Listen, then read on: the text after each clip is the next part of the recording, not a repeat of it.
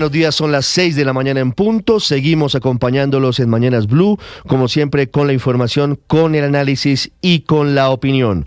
Hoy es el último día de sesiones ordinarias en el Congreso de la República, que está en una carrera contra el reloj para aprobar la reforma política que viene con el derecho al transfugismo y listas cerradas como prioridad. Son dos proyectos que hoy tendrían que ser aprobados en la plenaria del Senado de la República porque no pueden ser discutidos en sesiones extras, y por eso el gobierno del presidente Gustavo Petro se ha jugado a fondo en las últimas horas intentando repetir lo que ya le surtió éxito en la reforma pensional, en sentido contrario, y es que se aprobó sin mayor discusión en su momento el texto que venía desde el Senado de la República. Aquí sería en sentido contrario. La única manera en la que se salvaría la reforma política del gobierno del presidente Gustavo Petro en el Senado sería que se aprobara el mismo texto que viene de la Cámara sin discusión alguna. Ese escenario parece muy poco probable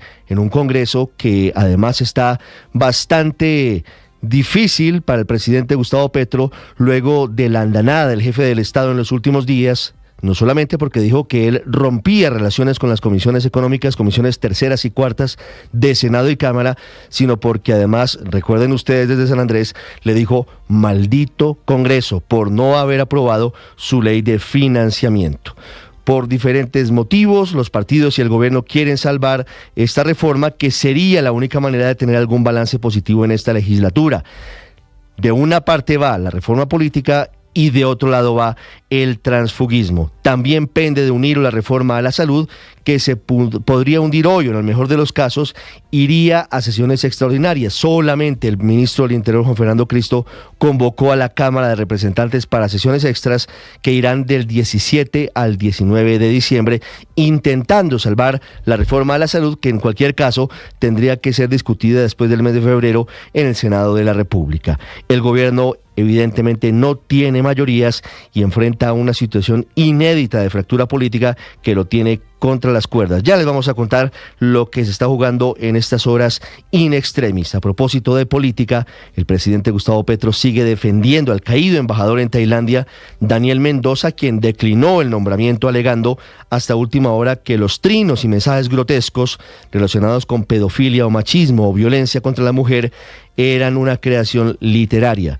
La verdad es que esa decisión de declinar el nombramiento tiene como telón de fondo el profundo rechazo, el repudio de todos los sectores de la sociedad, incluido el pacto histórico, incluida la vicepresidenta Francia Márquez, incluida la defensora del pueblo Iris Marín. El presidente Petro, a pesar de que se cayó el nombramiento de su embajador en Tailandia, sigue defendiendo a Daniel Mendoza, y Mendoza ahora ataca a la vicepresidenta Francia Márquez y a la defensora Iris Marín. Todo un sainete. Mendoza dice sentirse injuriado por la defensora, así que este es el mundo al revés.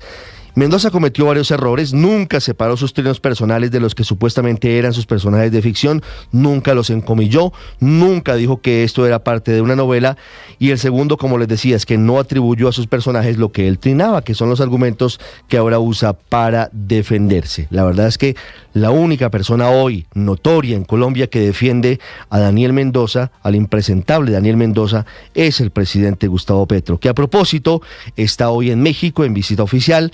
Estuvo en las últimas horas en la isla Galápagos con su colega, el presidente de Ecuador, Daniel Noboa, y la verdad es que esta visita de hoy, inusual en la agenda del presidente Petro en México, tiene como verdadero motivo la creación de una posición conjunta sobre Venezuela, que está a menos de 4 semanas de una improbable transición política. Ambos presidentes, la anfitriona Claudia Sheinbaum y el presidente Petro, con una posición ambigua y, si se quiere, tibia sobre lo que pasa con la dictadura de Nicolás Maduro y sus violaciones de los derechos humanos, con un ingrediente adicional, y es un durísimo mensaje a través de redes sociales del expresidente Santos, criticando la tibieza que califica de complicidad del gobierno Petro frente al asedio del régimen de Nicolás Maduro contra 6 integrantes de la campaña de María Corina Machado, que llevan meses asilados en la embajada de Argentina en la capital venezolana.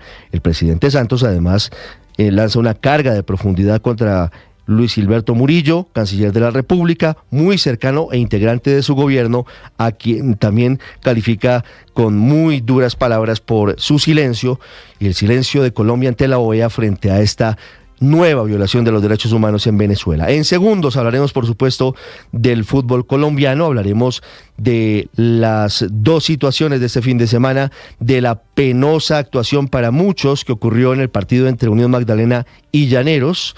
Finalmente lograron lo que querían, ambos ascendieron al fútbol profesional colombiano, ambos, Unión Magdalena y Llaneros, dejando por fuera al Real Cartagena. Varios sectores han dicho que el partido fue arreglado, que Llaneros ganó en los 90 minutos y que el Magdalena ganó en penales. El Magdalena campeón, pero los dos finalmente ascendieron a la primera división del fútbol colombiano. El Real Cartagena lamentando y rechazando esta situación, y también hablaremos, lamentablemente, de lo futbolístico y de lo extrafutbolístico que ocurrió anoche en el Estadio Olímpico Pascual Guerrero en Cali.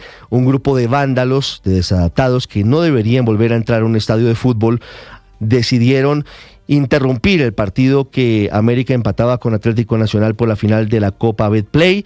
Este grupo de vándalos disparando pólvora contra los policías, quedaron 30 personas heridas, hubo vandalismo cerca del Estadio Pascual Guerrero y finalmente Atlético Nacional, increíble y lamentablemente, un justo ganador de la Copa Betplay, no pudo dar la vuelta olímpica en el Pascual Guerrero, le enviaron las medallas en una caja de cartón y tuvo que salir en tanqueta muy tarde anoche del Pascual Guerrero rumbo al aeropuerto Alfonso Bonilla Aragón. La DIMAYOR en deuda, la DIMAYOR en serios problemas por falta de autoridad, por falta de manejo del fútbol profesional colombiano. En segundo les hablo de la tragedia en Mayotte, en la zona del archipiélago francés, en la zona de Asia suroccidental. Las autoridades locales han elevado el número de muertos a más de 14, pero podrían ser miles. Luego del paso del ciclón tropical Chido, a esta hora están buscando sobrevivientes. Hoy es el inicio de la novena de Navidad, hoy es el inicio de la temporada formalmente de fin de año en Colombia. Lamentablemente siguen existiendo números crecientes de personas quemadas con pólvora. 6-8 minutos, como siempre, es un gusto acompañarlos. Vamos a continuación con lo más importante en el resumen en Voces y Sonidos en Mañanas Blue.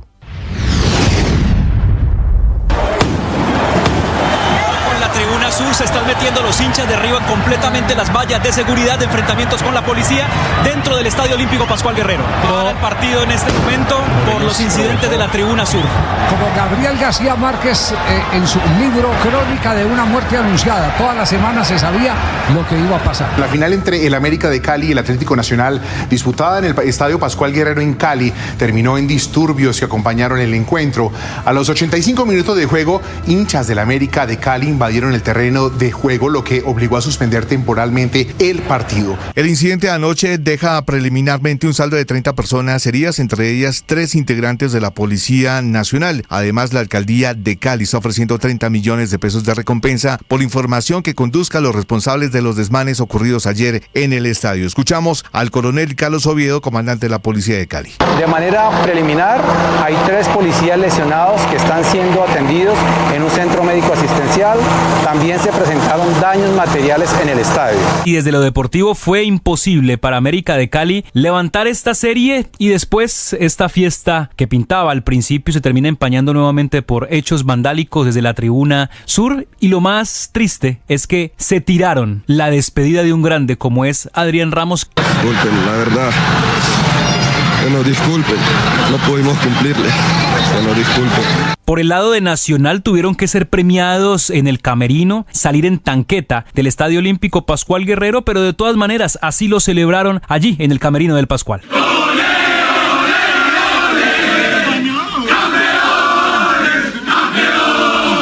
Llaneros y Unión Magdalena festejan su ascenso a la A en medio de las críticas y señalamientos de un supuesto juego amañado en Villavicencio. Las redes sociales cuestionaron duramente la final del fútbol de la B, pues muchos hablan de un pacto entre los dos equipos para garantizar que estos dos ascendieran directamente y evitaran un repechaje con el Real Cartagena. El profesor Jorge Luis Pinto le salió al paso a los cuestionamientos. Los mejores equipos fueron los que fueron campeones, y ese es el merecimiento absoluto en el mundo que tiene que tener un equipo campeón y primero y segundo en la organización. Luego de la tormenta política que desató el nombramiento de Daniel Mendoza como embajador de Colombia en Tailandia, finalmente declinó el ofrecimiento que le hizo el presidente Gustavo Petro. Señor presidente Gustavo Petro, le suplico me sepa perdonar. No me siento bien haciendo esto, pero debo declinar su honroso ofrecimiento. Mil gracias y mil disculpas. Mendoza insistió en que los trinos por los que está envuelto en este escándalo son viejos y hacen parte de su obra literaria. Abrí entonces la cuenta @eldiablosdios, en la que aclaraba que allí no hablaba yo, sino que era la voz de los personajes. 3 militares fueron asesinados este domingo en medio de fuertes combates con grupos armados ilegales en varias zonas del país. En la madrugada de este domingo, en la Llanada, en Nariño, en combates sostenidos contra la estructura Franco Benavides, murió el soldado profesional Romín Lozano Tapiero. En la vereda Encerraderos, en Zulia, el ELN asesinó al soldado profesional Carlos Andrés Lazo. Además, entre el fuego cruzado en la vereda San Luis Ituango, en Antioquia, en una ofensiva militar contra el Clan del Golfo, fue asesinado el soldado profesional Ronald Jaramillo. Noticias Caracol obtuvo los videos de las cámaras de vigilancia del Ministerio de Hacienda que registraron los ingresos y reuniones de los principales protagonistas del escándalo de corrupción en la Unidad Nacional de Gestión de Riesgo. En esos videos que fueron revelados anoche por Noticias Caracol, varios congresistas como Liliana Vitar, Juan Pablo Gallo, Guadí Mansur, Julián Peinado, Karen Manrique y el excongresista Juan Diego Muñoz, integrantes de la Comisión Interparlamentaria de Crédito Público y que eran los encargados de votar esos créditos internacionales, fueron grabados en encuentros con funcionarios del Ministerio de Hacienda, incluidos el exministro Ricardo Bonilla y la exasesora de ese despacho, María Alejandra Benavides. Hoy es el último día de las sesiones ordinarias en el Congreso, pues es el día clave para lograr la aprobación de proyectos como la reforma a la salud y la reforma política. Para este final de la segunda legislatura está prevista que terminen los debates de la reforma a la salud en sesiones extraordinarias. Sobre esto habla el representante Andrés Forero. Lamentablemente lo que vemos es que el gobierno intenta sacar a pupitrazo limpio una reforma que destruye el sistema de salud tal y como lo conocemos. Sin embargo, la bancada de gobierno ve con optimismo las sesiones extraordinarias. Le piden a los congresistas que asistan, pero le piden al Congreso dar vía libre a los debates. Esto mencionó el representante de la Cámara, Alejandro Toro. El mensaje que enviamos a los colombianos es que seguimos trabajando porque luego vamos a tener 2 meses de receso. Y la razón, continuar debatiendo la reforma a la salud que necesita transformarse en este país. En medio de su visita a las Islas Galápagos, el presidente Gustavo Petro afirmó que se fortalecerá la cooperación fronteriza entre Ecuador y Colombia. Resaltó la riqueza agrícola de ambas naciones y la lucha contra el narcotráfico. Con el presidente Noboa hemos hablado de temas concretos que tienen que ver con la articulación de nuestros dos países alrededor de la lucha contra el narcotráfico, que cada vez es más una multinacional, relación al café, con revivir el pacto cafetero, pero el mundo da otras formas para defender los precios a los productores. Una nueva denuncia hacia la comunidad embera hacinada en Bogotá por el uso de cepos como castigo hacia menores. La medida que restringe el movimiento es rechazada por la alcaldía y desde la Secretaría de Integración Social afirman que en las UPIs los emberas no tienen jurisdicción territorial.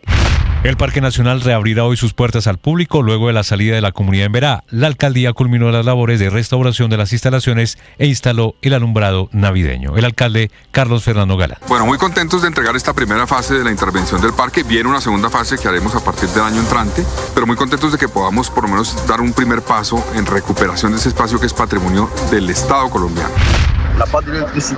Las Islas Mayotte, un pequeño territorio de ultramar francés situado cerca del archipiélago de Comoras y de la isla de Madagascar, ha quedado completamente arrasado como consecuencia del ciclón tropical Chido, que podría haber causado miles de muertos en el departamento más pobre de todo el territorio francés.